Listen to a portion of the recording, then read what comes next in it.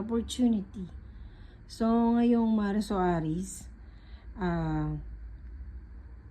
kung ano man yung mga darating sa iyo ngayon ng mga opportunity, siguro that i-embrace mo. Any opportunity, whether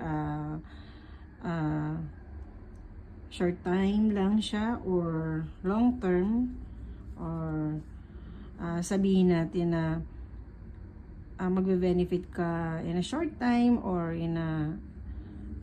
mas magbe-benefit ka in the long run, is kahit anong opportunity na i-aalok sa'yo ngayon, may kita mo opportunity, kailangan mo embrace ngayon dahil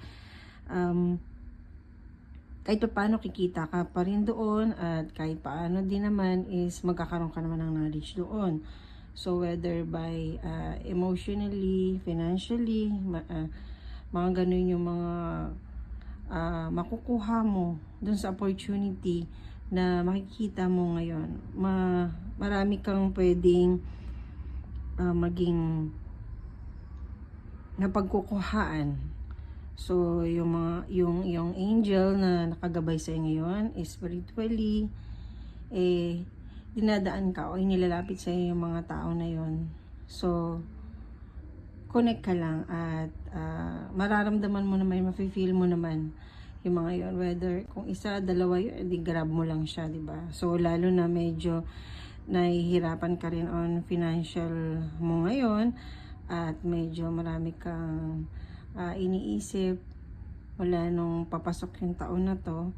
So itong March na to, may mga opportunity na darating sa'yo, whether kahit saang anong larangan pa yun. So ngayon, babasahin natin yung ating tarot card.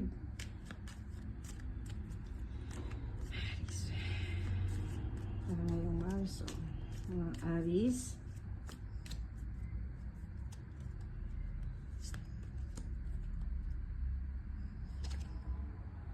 So, dito tayo sa